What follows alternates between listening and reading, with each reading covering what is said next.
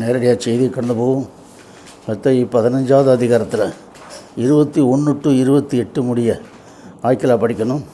சங்கீதம் 50ல் 7 to 11 முடிய 7 to 15 முடிய சகரியா படிக்கணும். எடுத்துங்க 15 மத்தேயு 15ல் 21லேருந்து 28 முடியாது. சொல்லுங்க பிரதர். மத்தேயு 15ஆம் அதிகாரம் 21ஆம் வசனம். பின்பு கிறிஸ்து பிரானோ விட்டு புறப்பட்டு தீரு சீதோன் பட்டணங்களின் திசைகளுக்கு போனார். அப்பொழுது அந்த திசைகளில் குடியிருக்கிற கானானிய ஸ்திரீ ஒருத்தி அவரிடத்தில் வந்து அந்த திசைகளில் குடியிருக்கிற கானானிய ஸ்திரீ ஒருத்தி அவரிடத்தில் வந்து, ஆண்டவரே, தாவீதின் குமாரனே, எனக்கு இறங்கும், என் மகள் பிசாசினால் கொடிய வேதனைப்படுகிறாள் என்று சொல்லி கூப்பிட்டாள். அவளுக்கு பிரதித்தமாக அவர் ஒரு வார்த்தை சொல்லவில்லை. அப்படியே அவருடைய சீசர்கள் வந்து, இவள் நம்மை பின்தொடர்ந்து கூப்பிடுகிறாளே, இவளை அனுப்பிவிடும் என்று அவர் வேண்டிக் கொண்டார்கள். அதற்கு அவர், காணாமல் போன ஆடுகளாய் இஸ்ரவேல் வீட்டாருக்கு அனுப்பப்பட்டனே அன்றி மற்றபடி அல்ல என்றார். அவள் வந்து, ஆண்டவரே, எனக்கு உதவி செய்யும் என்று அவர் பணிந்து அவர் அவளை நோக்கி, பிள்ளைகளின் அப்பத்தை எடுத்து நாய்க்குட்டிகள் போடுவது நல்லதல்ல என்றார். அதற்கு அவள், மெய்தான் ஆண்டவரே, ஆகிய நாய்க்குட்டிகள் தங்கள் எஜமான மேஜைகள் துணிகளை தின்னுமே என்றாள். கிறிஸ்து பிரணம் பிரயுத்தரமாக, ஸ்திரியே, உன் விசுவாசம் பெரியது, நீ விரும்புவது ஆக கடவுது என்றார். அந்த நேரமே அவள் மகள் ஆரோக்கியம். ஆமேன். சங்கீத புத்தகம் 50ஆம் அதிகாரம். ஆசாபின் சங்கீதம். ஆசாபின் 7 to 15. ஆமாம். என் ஜனமே கேள், நான் பேசுவேன். இஸ்ரவேலே, உனக்கு விரோதமாய் சாட்சியிடுவேன். நானே தேவன், உன் தேவனாயிருக்கிறேன். உன் பலிகளை நிமித்த உன்னை கடிந்து கொள்ளேன். உன் தகன பலிகள் எப்போதும் எனக்கு முன்பாக இருக்கிறது. உன் வீட்டிலிருந்து காளைகளையும் உன் தொழுவிலிருந்து ஆட்டுக்கடாக்களையும் நான் வாங்கிக் கொள்வதில்லை. சகல காட்டு ஜீவன்களும் பர்வதங்களில் 1000 திரிகிற மிருகங்களும் என்னுடையவர்கள். மலையில் உள்ள பர்வதங்களை எல்லாம் அறிவேன். வெளியில் நடமாடுகிறது எல்லாம் என்னுடையவர்கள். நான் பசியாய் இருந்தால் உனக்கு சொல்லேன். பூமியில் அது நிறைவும் என்னுடையவைகளே. நான் எருதுகளின் மாம்சத்தை புசித்து ஆட்டுக்கடல் ரத்தம் குடிப்பேனோ? நீ தேவனுக்கு ஸ்தோத்திர பலி செலுத்திட்டு உன்னதமானவர்கள் பொருத்தனை செலுத்தி ஆபத்து காலத்தில் என்னை நோக்கி கூப்பிடு, நான் உன்னை விடுப்பேன், நீ என்னை மகிமைப்படுத்தும். ஆமேன்.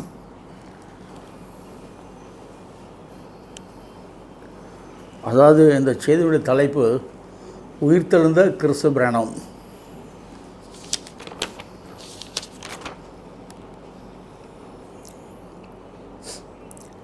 ஏன்னா நம்ம பார்க்கும்போது இந்த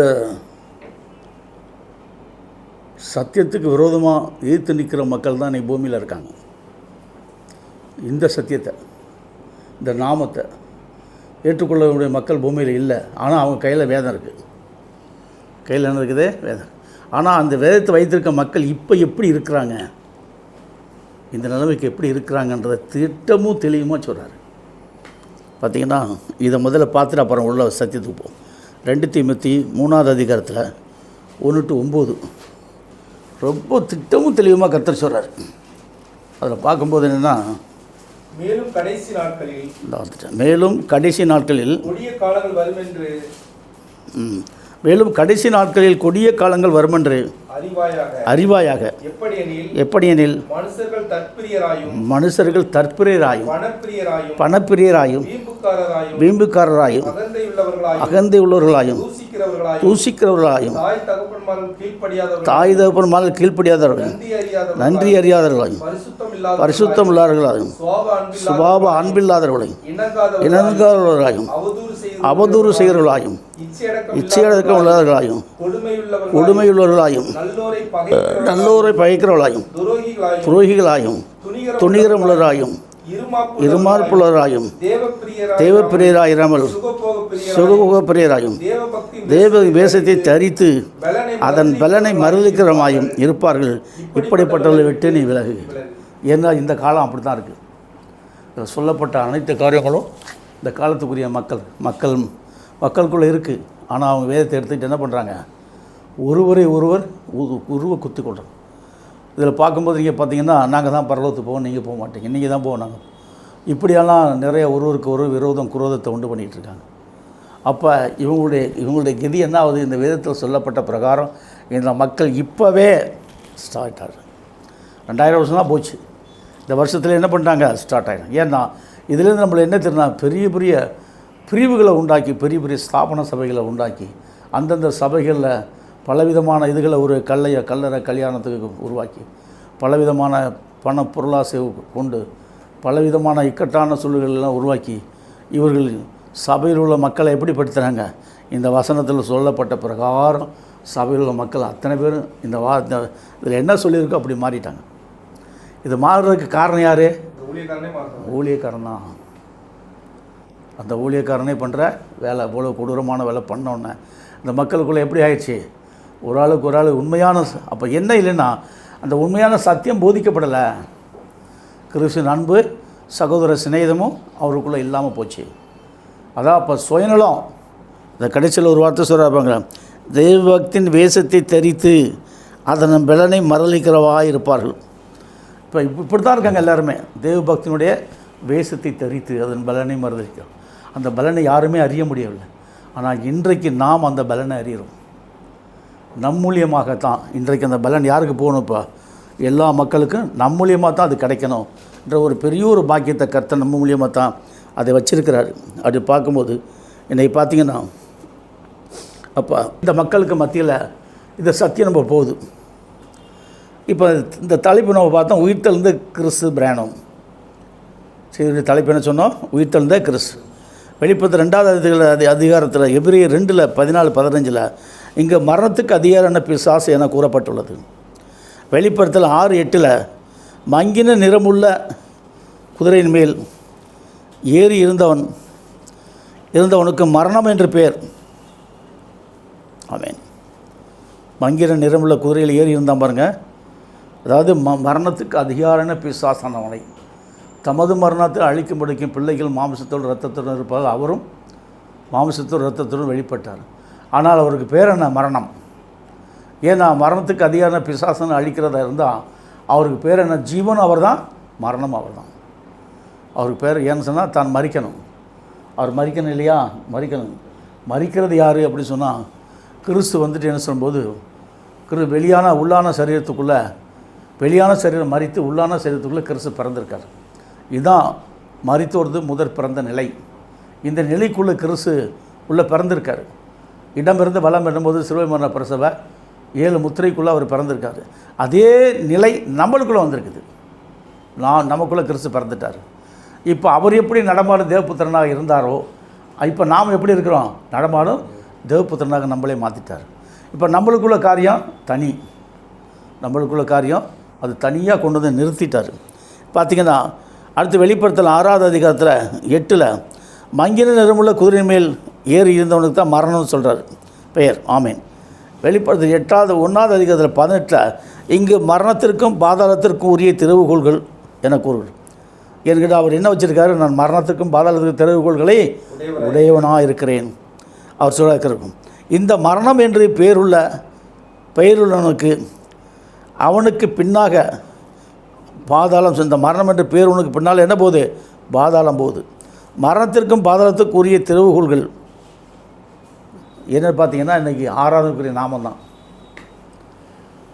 நம்ம முதல்ல எப்படி இருந்தோம், மரணத்துக்குள்ளே. இப்போ நம்மளை மரணத்துலேருந்து மீட்டுருச்சு இந்த நாமம். அப்போ இடமிருந்து வளம் என்னும்போது இந்த நாமம் யாருக்குமே வெளிப்படலை. இந்த நாமம் யாருக்கு வெளிப்படலாம், ஊரின் தீமுடைய 7ஆம் தூதனுக்கு மட்டும்தான் வெளிப்பட்டிருக்குது.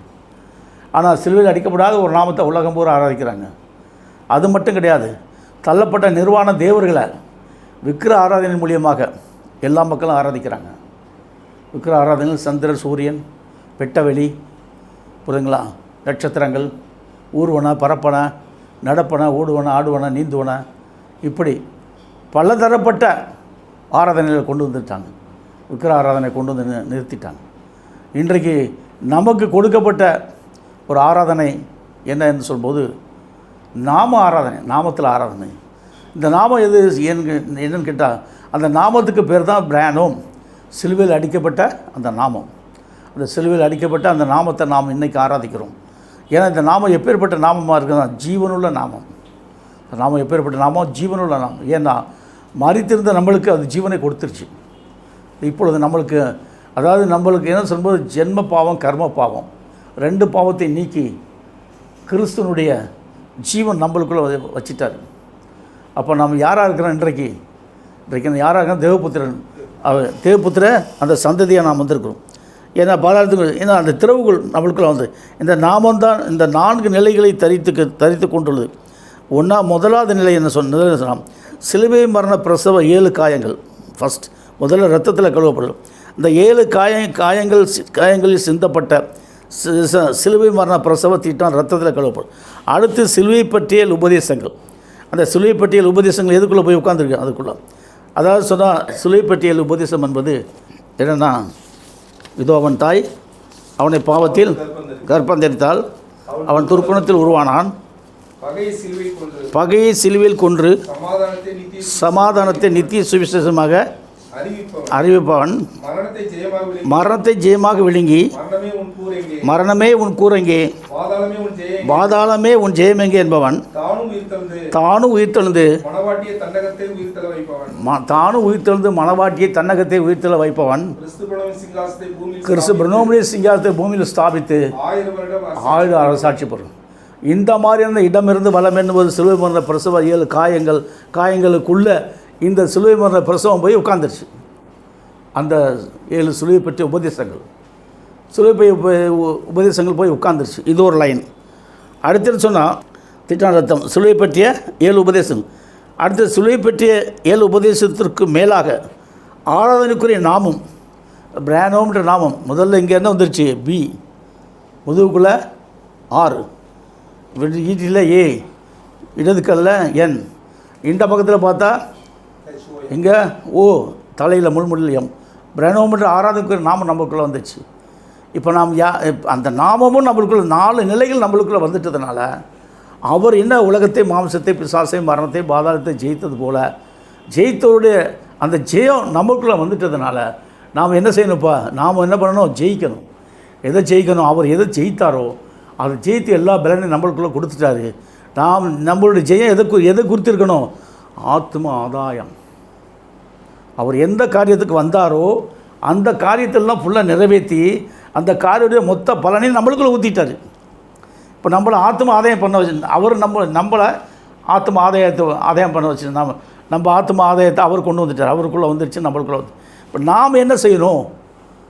நம்மளுடைய கடமை என்னென்னா நம்ம ஆத்ம ஆதாயம் செய்யணும். இந்த சத்தியத்துக்காண்டி முழங்கால் போட்டு ஜெபம் பண்ணி ஆத்மாக்களை கூட்டி சேர்க்கணும்.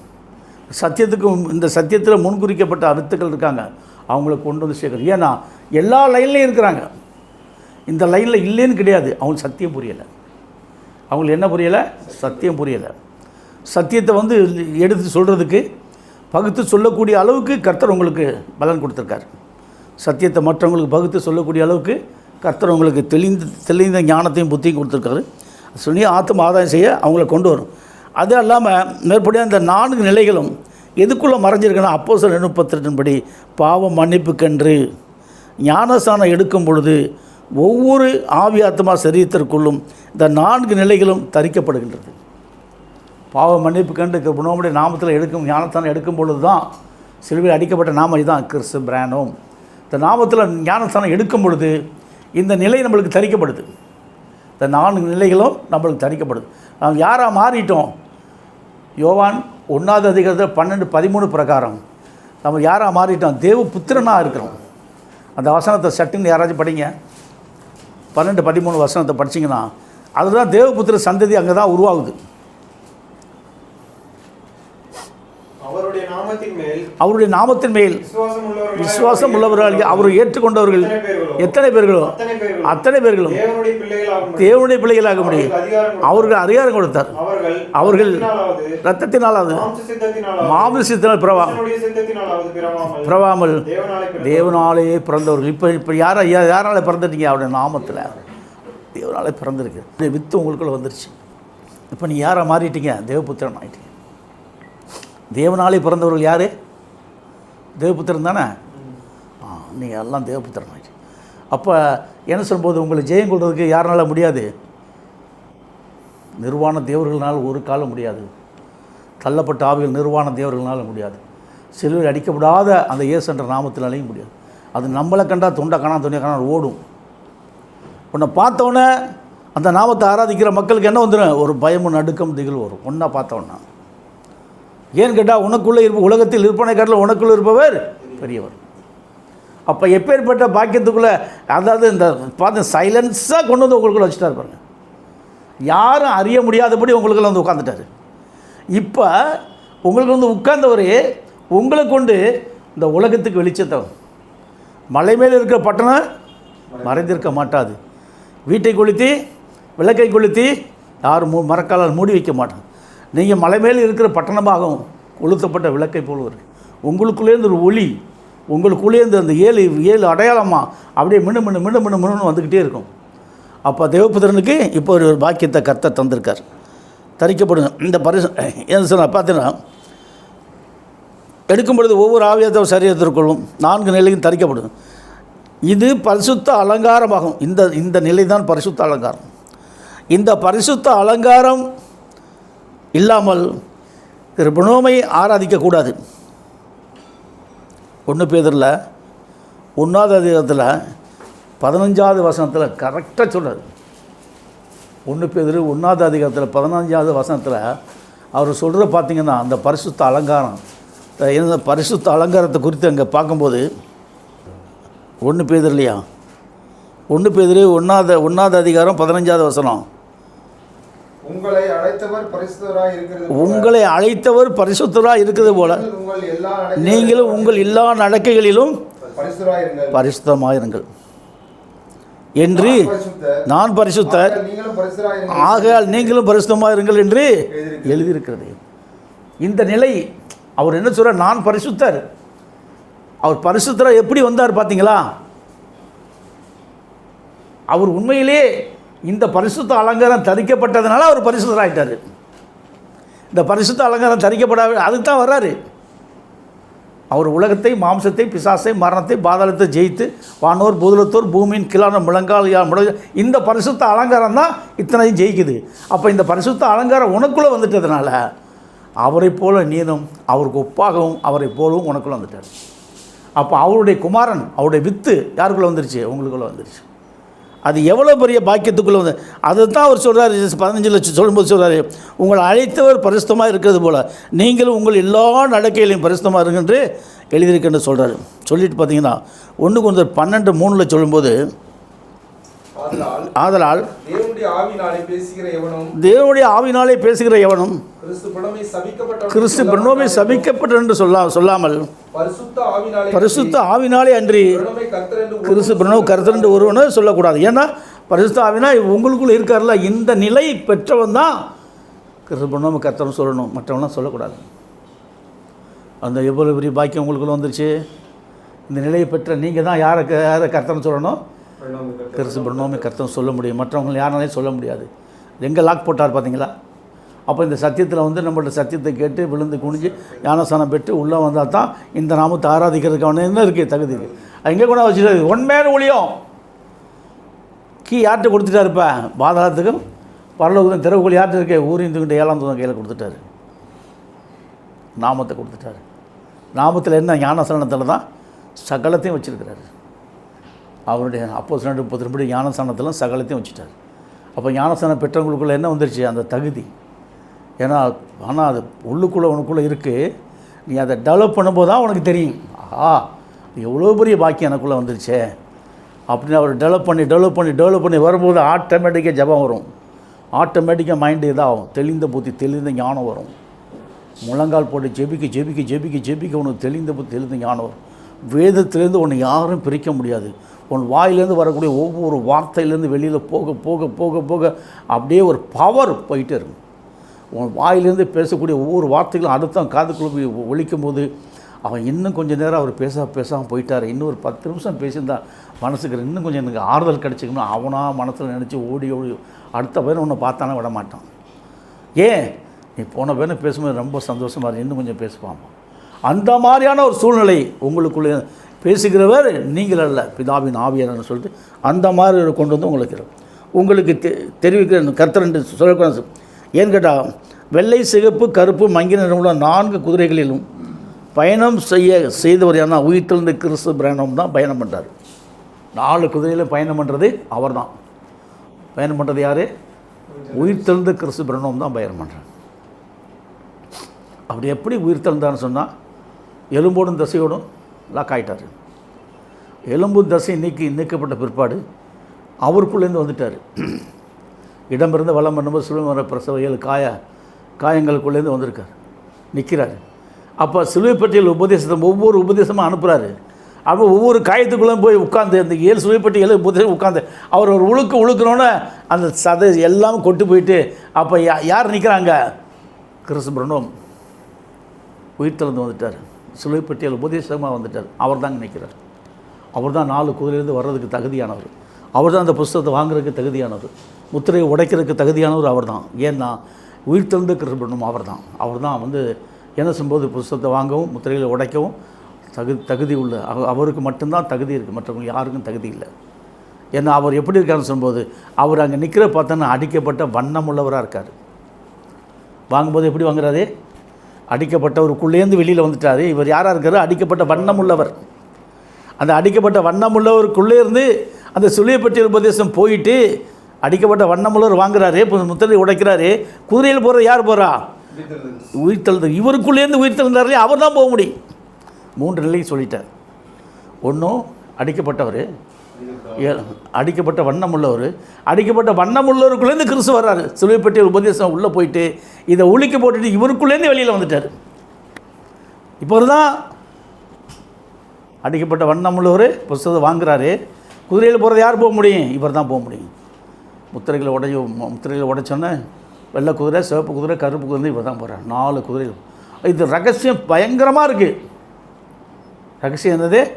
நான் ஷார்ட்டாக எழுதியிருக்கிறேன். ரகசியம் பயங்கரமாக இருக்குது. விவரித்து சொல்கிறான் தான் நிறைய சொல்லணும்.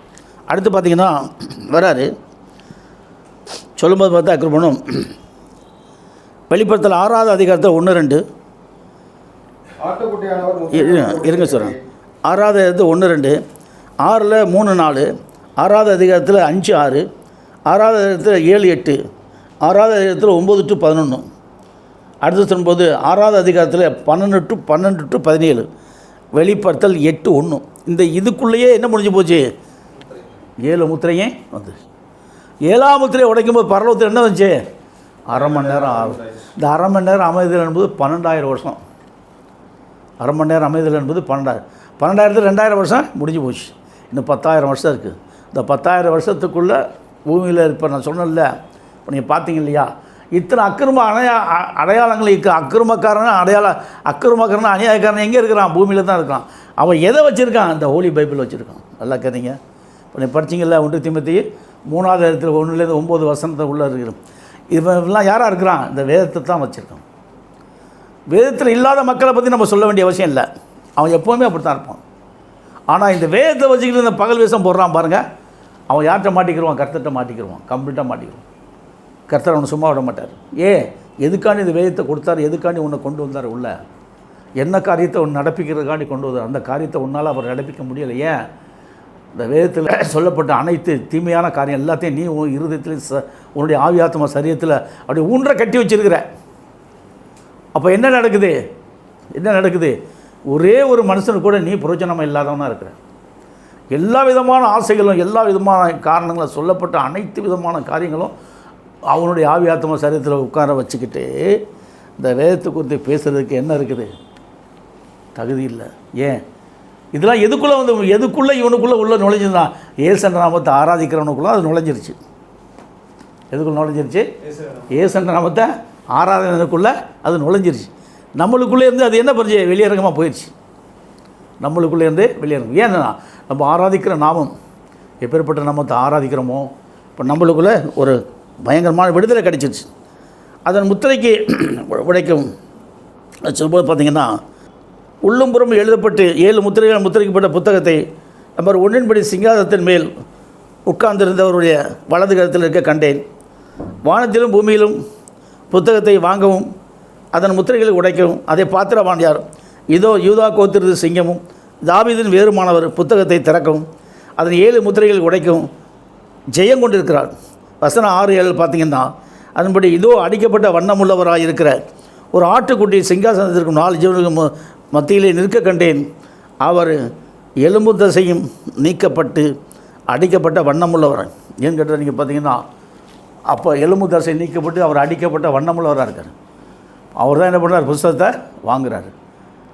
வாங்கின உடனே முத்திரைகளை முத்திரையை உடைச்ச உடனே வெள்ளை குதிரைந்து வர்றது யாருன்னா, இவருக்குள்ளேருந்து அந்த சிலுவை பட்டியல் இவர் ஜென்மிக்கப்பட்டார்களே அவர் தான் வர முடியும். இவர் முத்திரைகளை உடைக்கிறதோடு சரி. இப்போ இவர் தான் எந்த நிலைக்கு வர்றாரு? 3வது நிலைக்கு வர்றாரு. 3வது நிலையில் வந்து வெள்ளை குதிரையில் போகிறாரு, சிவப்பு குதிரையில் வர்றாரு, கருப்பு குதிரையில் வர்றாரு, கலப்பின குதிரை. இந்த வெள்ளை சிவப்பு கருப்பு 3 சேர்ந்தது கலப்பினம். வெள்ளை சிவப்பு கருப்பு 3ஐயும் போட்டு தண்ணியில் போட்டு கலப்பினா இது ஒரு கலப்பினம் வரும். ஒரு சாம்பல் கலரில் வரும் கலப்பின குதிரை. பண்ணால் அந்த குதிரை என்பது எதை குறிக்கிறதுனா ஊழியம், இக்காலத்துக்குரிய ஊழியம். இது எப்பேற்பட்ட ஊழியம்? கொடூரமான ஊழியம். நல்லா கவனிங்க, இந்த ஊழியம் எப்பேற்பட்ட ஊழியம்? கொடூரமான ஊழியம். ஆனால் இந்த கொடூரமான ஊழியம் ஏன் கர்த்தர் கொடுக்குறாருன்னா, இந்த கொடூரத்தை காட்டிலும் கொடூரமானவன் பூமியில் இருக்கான். இப்போ நீங்கள் படிச்சிங்க இல்லையா?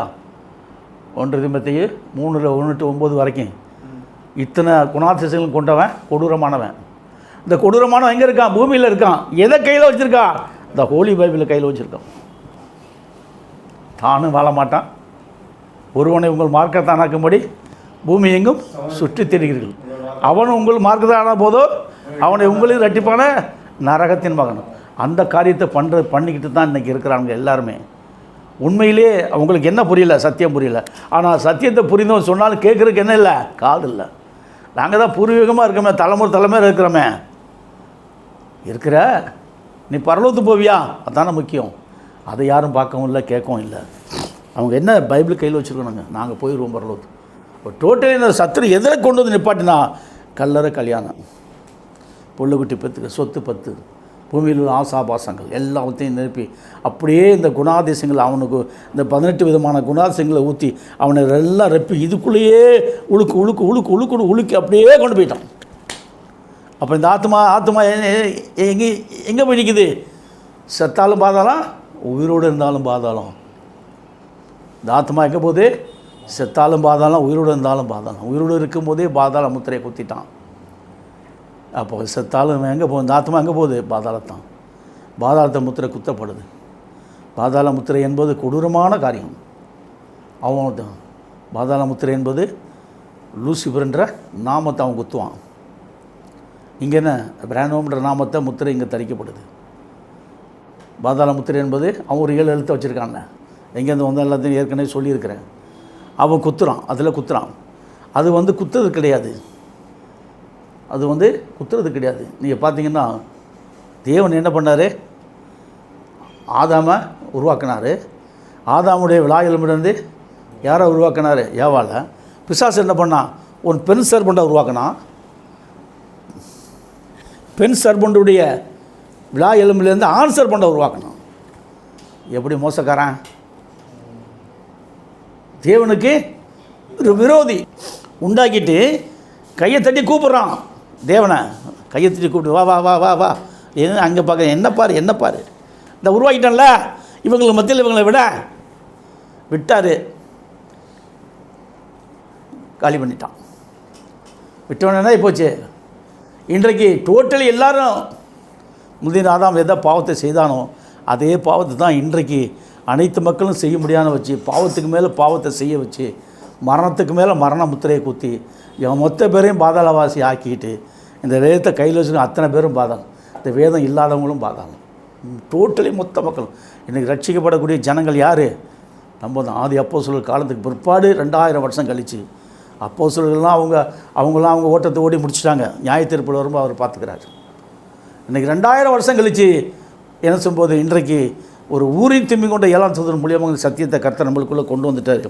இதை நீங்கள் கேட்கும்போது இன்னும் நீங்கள் பலப்படணும். அடுத்து பார்த்தீங்கன்னா அடிக்கப்பட்ட வண்ணம் வாங்கிட்டார் ஜீவன். அடுத்து பார்க்கும்போது இவர் வெளிப்படுத்துகிற 1 அதிகாரத்தில் 1வது அதிகாரத்தில் 10-20 நிற்பவர் தான் அடிக்கப்பட்டவர், எலும்போடும் தசையோடும் இருப்பார். நல்லா கவனிங்க. வெளிப்படுத்தல் 1வது அதிகாரத்தில் 10வது வசனத்தில் 20வது வசனத்தில் நிற்கிறாரு. அங்கே யார் நிற்கிறான்னா எலும்போடும் தசையோடு இருக்கார். இவர் தான் அடிக்கப்பட்டவர். ஆனால் எலும்பு தசை நீக்கப்பட்டிருக்க அவர் அடிக்கப்பட்ட வண்ணமுள்ளவர்.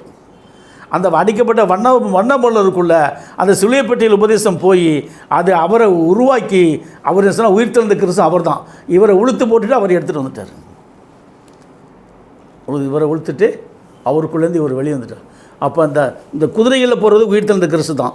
அது எவ்வளோ பெரிய கண்டுபிடிப்பு, பெரிய கண்டுபிடிப்பு. அடிக்கப்பட்டவர், எலும்போடும் தசையோடும் இருப்பவர். இவர் தான் ஏழு சபைகளுக்கு செய்தியை கொடுக்குறாரு. எலும்போடு தசைகள் இருக்கிற என்ன பண்ணுறாரு? ஏழு சபைகளுக்கு செய்தியை கொடுக்குறாரு. நீங்கள் பார்த்தீங்கன்னா எபேசி வெளிப்படுத்த 2வது அதிகாரத்தில் 1வது வசனத்திலேருந்து 1வது வசனத்தை படிங்க. எபேசி சபையின் தூதனுக்கு நீ எழுத வேண்டியது என்ன பணியில்? 7 நட்சத்திரங்களை தம்முடைய வலது கரத்தில் ஏந்தி கொண்டு மத்தியிலே உலாவிக் கொண்டிருக்கிறவர் சொல்லுகிறதாவது. ஏன்னு கேட்டால் இங்கே பார்த்தீங்கன்னு சொன்னால் அந்த 7 சபைக்கு செய்தியை கொடுக்குறாரு.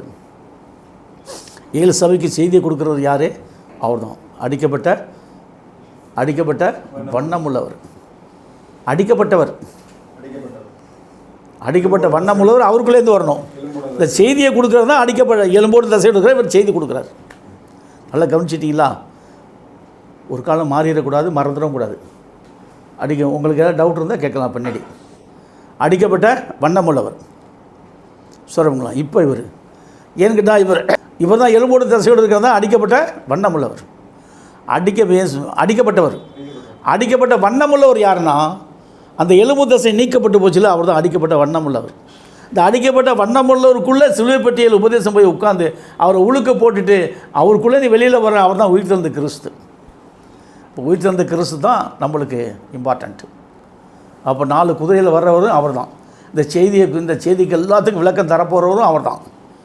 அடுத்து நீங்கள் பார்த்தீங்கன்னா சொல்லும்போது பார்த்திங்கன்னா அப்போ என்ன சொன்னால் வெளிப்படுத்தல் 2வது அதிகாரத்தில் 1-7 வசனம் 8லேருந்து 11 முடிய, வசனம் 12லேருந்து 17 முடிய, வசனம் 18லேருந்து 29 முடிய, வெளிப்படுத்தல் 3வது அதிகாரத்தில் 1-6, வெளிப்படுத்தல் 3வது அதிகாரத்தில் 7-13, அடுத்து 14-22.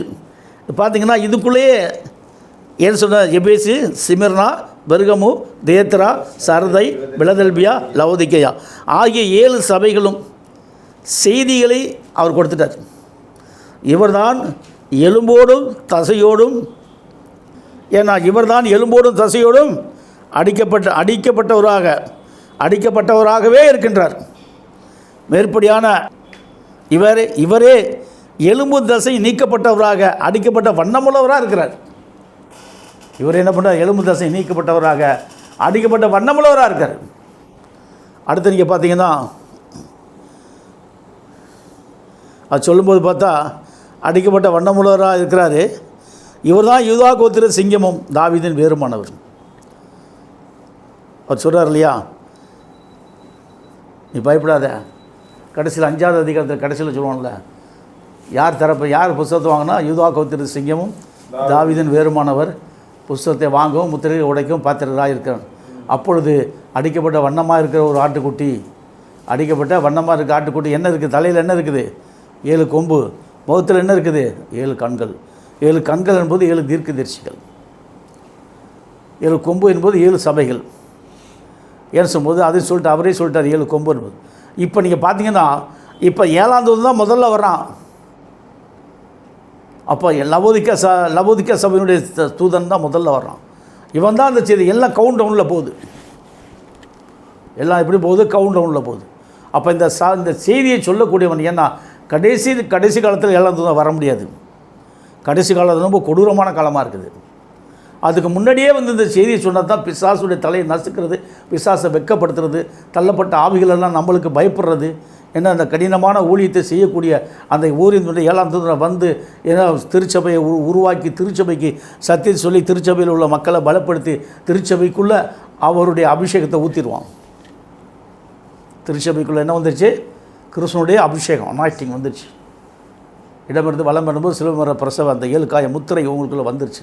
4 நிலையும் உங்களுக்குள்ளே தரிக்கப்பட்டாச்சு. இதுதான் அபிஷேகன்றது. இதுதான் திருச்சபை. இப்படி உருவாக்கப்பட்ட சபைக்கு பேர் தான் திருச்சபை. இதுதான் பரிசுத்த அலங்காரம். இந்த பரிசுத்த அலங்காரம், இந்த அலங்காரம் இல்லாதபடி யார் பிரணோம யார் கர்த்தர்னு யாரும் சொல்லக்கூடாது அப்படி சொல்லிட்டு வேதமே சொல்லுது. அப்போ இந்த பரிசுத்த அப்பன்னு சொன்னால் சிலுவையில் அடிக்கப்படாத ஒரு நாமத்தை ஆராதிக்கிற கதி என்னாகும்? இப்போ திங்க் பண்ணிப்பார். சிலுவையில் அடிக்கப்படாத நாமத்தை விழுந்து ஆராதிக்கிறான் கதி என்னாகும்? பிரதர் சொல்கிறபடி போயிடும். நம்ம ஜகரியா பிரதர் ரொம்ப யோசனை பண்ணி பார்த்தேன், நான் ஜெபம் பண்ணி மைண்டில். பயங்கர புத்திசாலி, வேதத்தில் ரொம்ப தெளிவாக இருக்கணுன்றதுக்காண்டி ரொம்ப நான் சொன்னதெல்லாம் மைனூட்டில் வச்சு நிறைய சொல்லிக் கொடுப்பான். அவருக்கு தனியாக கூட்டி பார்க்கில் உட்கார வச்சு நான் சொன்னதெல்லாம் அப்படியே ரெக்கார்ட் பண்ணி வச்சுருக்காரு.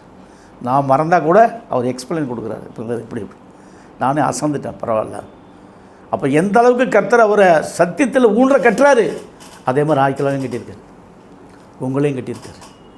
நீங்களும் தெளிந்த ஞானத்தோடு இருந்து, ஆனால் நீங்கள் செய்யக்கூடிய வேலை என்ன? முழங்கால் போட்டு ஜெபிச்சா தான் ஆத்மா கிடைக்கும். ஆத்மா கிடைக்கும். இந்த சத்தியத்துக்கு முன்குறிக்கப்பட்ட வித்துக்கள் எங்கேன்னு நீங்கள் தேடணும். தேடுங்கள், கண்டடைவீர்கள். எதை தேடணும்? ஆத்மா எங்கே? முழங்கால். தட்டுங்கள். தட்டுங்கள்லாம் என்ன? ஜெபம், கண்ணீரோடு ஜெபம். கேளுங்கள், கொடுக்கப்படும். அப்போ நீ கண்ணீரோடு ஜெபம் பண்ணி, முழங்கால் என்று கண்ணீரோடு ஜெபம் பண்ணி நீ கேட்கும்போது அவர் ஆத்மாக்களை எங்கேருந்தால் அவரே கொட்டி வருவார். அப்போ தான் அப்போஸ்தலர்கள் சொல்லப்பட்ட ரட்சிக்கப்படுகிற கர்த்தர் அனுதினமும் சபையில் சேர்ந்த வாக்குத்தத்தம் எங்கே வரணும்? நமக்குள்ளே வரணும். இந்த சபையில் வரணும். இந்த சபைக்கு பேர் என்ன வச்சுருக்கோம்? மகிமடைந்த மணவாட்டி சபை. எல்லோரும் கேட்பாங்க, மகிமை அடைஞ்சிருச்சே. அங்கேயே அடைஞ்சிருச்சு, பூமியிலே அடைஞ்சிருச்சு. அடுத்து நீங்கள் பார்த்தீங்கன்னா மேற்படியான இந்த நிலையில் இப்போ 7 சபைகளும் செய்தியை கொடுத்தாரு. எலும்போடு தசையோடு இருக்கு. மேற்படியான இவரே எலும்பு தசை நீக்கப்பட்டவராக, அடிக்கப்பட்ட வண்ணமுள்ளவராகவும், யூதா கோத்திரத்து சிங்கமும். வெளிப்படுத்தல் 5வது அதிகாரத்தில் 6, 7, 8 இவர் நிற்கிறார். நிற்கும்போது என்ன சொல்லும்போது 5வது அதிகாரத்தை பாருங்க. இவர் அடிக்கப்பட்ட வண்ணமுள்ளவராகவும், 7 கண்களையும் 7 கொம்புகளையும் உடையவர் இருக்கார். சிங்காசனத்துக்கு 4 ஜீவன்களுக்கு முன்பாக மத்தியிலே இருக்கிறார். ஏன்னு கேட்டால் நீங்கள் பார்த்தீங்கன்னா அவர் என்ன இருக்குது? 7 கண்கள் 7 கொம்புகள். 7 கொம்புகள் என்பது எதை குறிக்குன்னு சொன்னால் சபை. கண்கள் என்பது தீர்க்கதரிசிகள். இப்போ 7ஆம் தூதன் எழுப்பிட்டார், எனக்கு பின்னாடி 6 தூதர்கள் வருவாங்க. அப்போ எங்கேருந்து? இந்த சபையிலேருந்து தான் வருவாங்க. உங்கள் வித்தில் கூட வரலாம், புரியுதுங்களா? ஏன்னா நீங்கள் சின்ன பிள்ளைங்க. ஏன்னா எங்களுக்கு பிற்பாடு இந்த சத்தியத்தை ஊன்ற கட்டுறது நீங்கள் தான். அப்போ எப்பேற்பட்ட கிருபைகளை தருவார். எங்கள் ஓட்டத்தை ஓடி நாங்கள் முடிச்சிடுவோம். அடுத்து உங்கள் ஓட்டத்தை வரும்போது இந்த சத்தியத்தில் மைனூட்டாக பதிஞ்சு கொண்டு வரணும். அப்போ நிறைய பேர் வருவாங்க. அப்போ கர்த்தர் என்ன பண்ணார்? ஒவ்வொரு ஆத்மாக்களாக எழுப்பி கொண்டு வந்து சிங்காசனத்தின் மேல் வீட்டிருக்கிறவருடைய வலது கரத்தில் இருந்த அந்த புஸ்தகத்தை வாங்கினார். அவர் வாங்கின உடனே பார்த்தீங்கன்னா வெளிப்படுத்தல் 6, 8 to 14 வரையுள்ள வசனங்களுக்கு சரியான விளக்கம் கூற சொல்கிறார். 8வது வசனத்தை பார்த்தீங்கன்னா 8ல் அந்த புஸ்தகத்தை அவர் வாங்கின போது இந்த 4 ஜீவன்களும், ஆமாம் 6, 8, நான் பார்த்தபோது மங்கின நிறமுள்ள ஒரு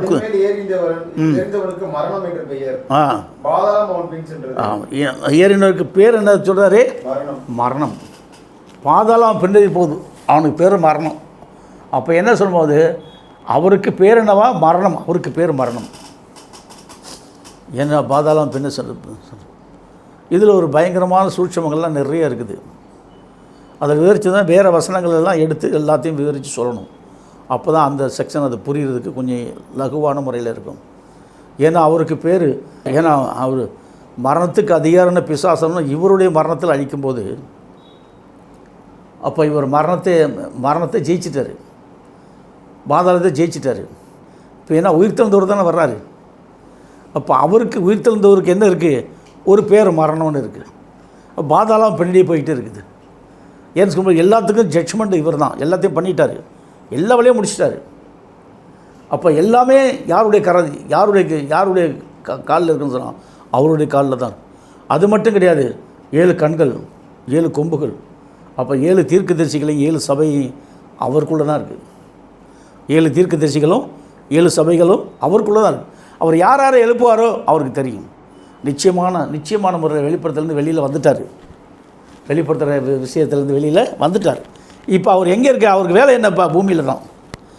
யார் கூட நடமாடுறாரு? இப்போ பிசாசு கூட நடமாடுறார். பிசாசுகள் அழிக்கிறாரு. நம்ம ஒரு பாட்டு படிப்போம்ல, நடமாடும் தேவரீரேன்னு சொல்லிட்டு. சரி இருக்கட்டும். அடுத்து பார்த்தீங்கன்னா, அடுத்து படித்த வசனத்தில் 4 ஜீவன்களும் 24 மூப்பர்களும் தூப வர்க்கத்தை பிடித்து கொண்டு அவருக்கு முன்பு ஆட்டுக்குட்டியான முன்பாக விழுந்து, வசனம் 9, தேவரீர் புஸ்தகத்தை வாங்கவும் அதன் முத்திரைகளை உடைக்கவும் வாங்கணும்னு சொல்லுறதுக்கு பாருங்கள். பாத்திரராக இருக்கிறீர், ஏனெனில் நீர் அடிக்கப்பட்டு சகல கோத்திரங்களிலும் பாசக்காரர்களிலும் ஜனங்களிலும் ஜாதிகளிலும் இருந்து எங்கள் தேவனுக்கென்று உம்முடைய இரத்தத்தினாலே மீட்டுக்கொண்டு எங்கள் தேவனுக்கு முன்பாக எங்களை ராஜாக்களும் ஆக்கினீர், நாங்கள் பூமியிலே என்று புது பாட்டை பாடும். இப்போ நம்ம புதிய பாட்டு என்ன பாட்டு? வாரும் ஐயா தான். புதிய பாட்டு என்ன பாட்டு? வாரும். இப்போ நம்ம அந்த பாட்டை படிப்போம். வாரும் ஐயா ஜீவனின் அதிபதியேவும் சிறுமந்தை நடுவினிலே, ஐயா ஜீவனின் அதிபதியேவும் சிறுமந்தை நடுவினிலே. ஆமாம். இதில் 10வது இதில் பார்த்தீங்கன்னா, பிந்தின ஆதாமை விழுங்கிய சர்பண்டை. பிந்தின ஆதாம் விழுங்கிய சர்பண்டு யார்? நீங்கள் தான். பிந்தினாதமுடைய விழுங்கிய சர்பண்டு யார்? நம்ம தான். பிந்தினாதம் நம்ம விழுங்கிட்டோம். அவருடைய வித்து யாருக்குள்ளே இருக்குது? நம்மளுக்குள்ளே வந்துருச்சு. இப்போ பிந்தினாதம் விழுங்கின சர்பண்டு யார்? நம்ம தான். அப்போ எங்கேருந்து எங்கே கொண்டு வந்து எங்கே கொண்டு வந்து முடிச்சு போட்டார் பார்த்தீங்களா? மொட்டை தலைக்கு முழங்காலுக்கு சேர்த்து முடிச்சு போட்டு விட்டார் கர்த்தர் நம்மளுக்கு. அப்போ எப்பேற்பட்ட ஒரு கிருபைக்குள்ளே நம்மளை கொண்டு வந்து சத்தியத்தில் அருமையான முறையில் வழி நடத்துகிறார். அடுத்து நீங்கள் பார்த்தீங்கன்னா, சரி இப்போ என்று புதுப்பாட்டை பண்ணோம். வசனம் 11லேருந்து 14 முடிய பார்க்கும்போது 11 பின்னும் நான் பார்த்தபோது சிங்காசனங்களையும் ஜீவன்களையும் மூப்பர்களையும் சூழ்ந்து அநேக தூதருடைய சத்தத்தை கேட்டேன். அவருடைய இரக்கம் 10,000 1000 இருந்தது. அவர்களும் மகா சத்தமிட்டு அடிக்கப்பட்ட ஆட்டுக்குட்டியான வல்லமையும் பலத்தையும் ஐஸ்வர்யத்தையும் ஞானத்தை பெற்றுக்கொண்டு பாத்திரராக இருக்கிறார்.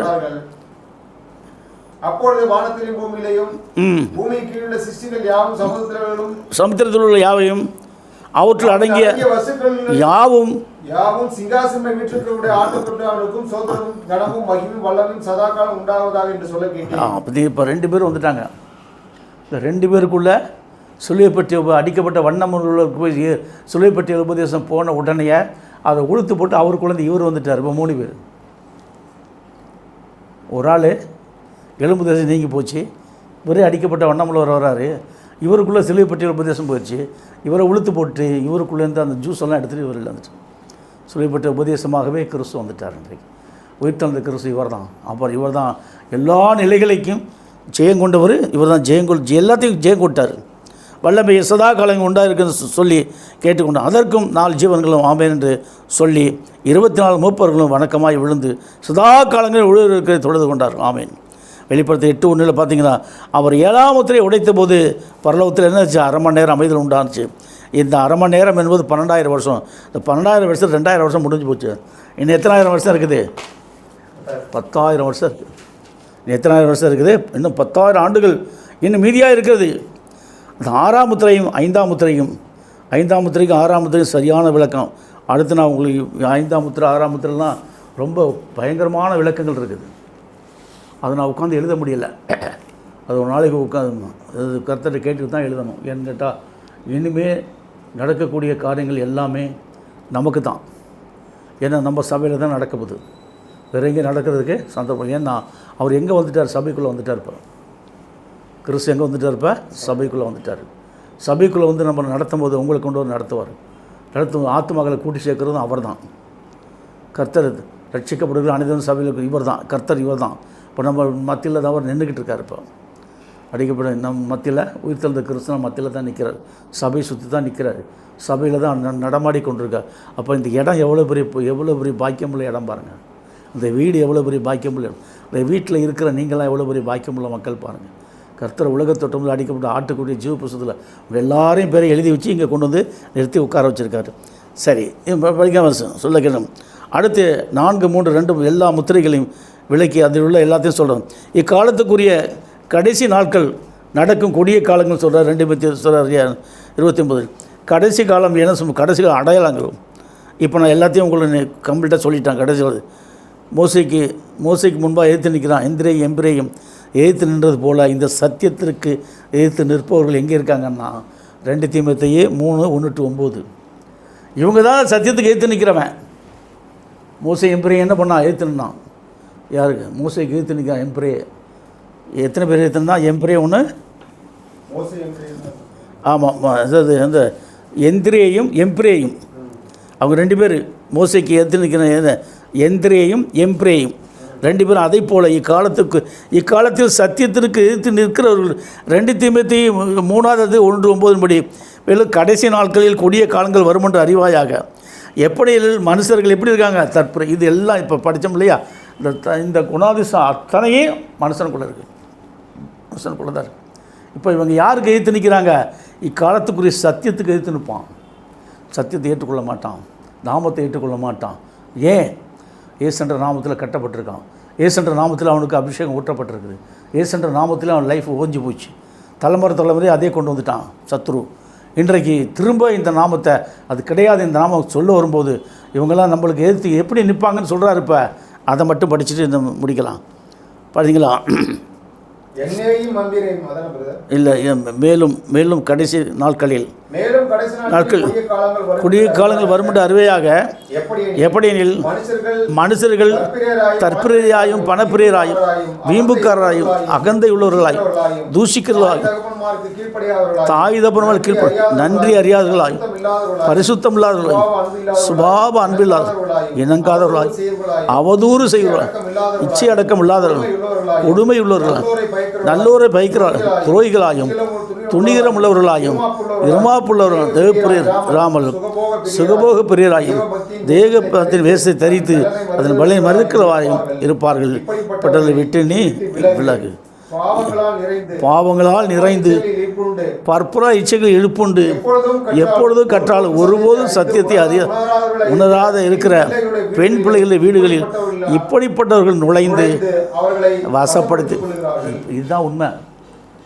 இப்படிப்பட்டவங்களை எங்கே போய் மாட்டிக்கிறான்? இந்த மாதிரி யாராச்சும் பெண் பிள்ளைகளை இழுத்துக்கிட்டு அவங்க மூலியமாக பணத்தை வாங்கிட்டு ஊழியம் பண்ணுறோம், அதை பண்ணுறது பண்ண நிறைய அஞ்சிருப்பாங்க. நம்ம பார்க்குறோம், கண்ணால் பார்த்துருக்கோம். எத்தனை பேர் நானும் பார்த்துருக்கேன்.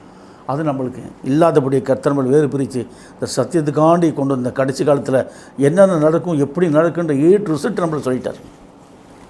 அப்போ இந்த காலத்துக்குரிய மக்கள் யாராக இருக்கான்னா இந்த வேதித்து வைத்திருக்க மக்கள் தான், வேறு யாருமே கிடையாது. பைபிளை வச்சுருக்கவன் தான் இந்த காரியங்களெல்லாம் செய்வான். ஏன் சொல்லுங்க, ஏன் செய்கிறான் அந்த காரியத்தெல்லாம்? ஏன்னா உண்மையில் அவன் என்ன பண்ண முடியலை? இந்த சத்தியத்தை ஏற்றுக்கொள்ள முடியலை, ஜீரணிக்க முடியலை. நாமத்தை ஏற்றுக்கொள்ள முடியலை, ஜீரணிக்க முடியலை. இந்த நாமத்தை நம்ம சொல்லும்போது அவங்களுக்கு என்ன வருது? பயங்கர கடுங்கோபம் தான் வருது.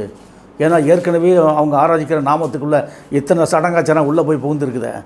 எப்படி விடுவான் பிசாசு அவனை? ஏன்னா அவனுடைய முத்திரையை குத்திட்டான் இல்லையா? லூசிபர்ன்ற முத்திரையை குத்திட்டான்.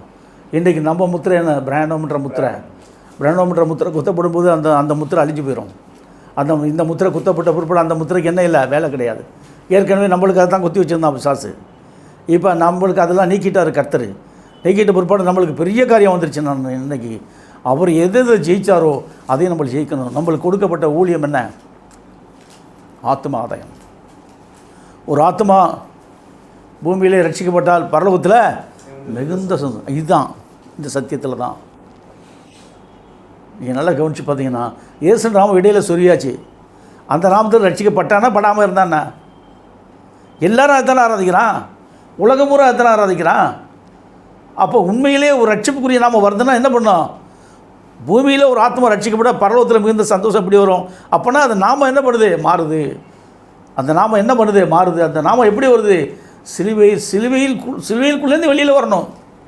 ஒரு ரட்சிப்புக்குரிய நாமம் எங்கேருந்து வரணும்? சிலுவைக்குள்ளேருந்து வரணும். சிலுவையில் அடிக்கப்பட்டாரில் 7 இடமிருந்து வளம் ஏறும்போது சிலுவை மரண பிரசவ 7 காயங்களுக்குள்ளேருந்து அந்த நாமம் வரணும். அது 4 பாயிண்ட்ஸை தெரிச்சிருக்கு அந்த நாமம். காயங்கள், அது ரத்தத்துக்கு மேலே சிலுவை பற்றிய உபதேசம், அதுக்கு மேலே நாமம். இப்போ நான் ஞானஸ்தானம் கொடுக்கும்போது ஆள் வந்து உட்கார்ந்துருது. இப்போ இதுதான் இந்த ஒரிஜினல் கொண்டு வரது தான் கர்த்தர் இவ்வளோ பாடுபட்டு நம்மளுக்கு சத்தியத்தை சொல்லியிருக்காரு. கேட்ட வசன பிரகாரம் கர்த்தர் உங்களை ஆசீர்வதிப்பார்கள்.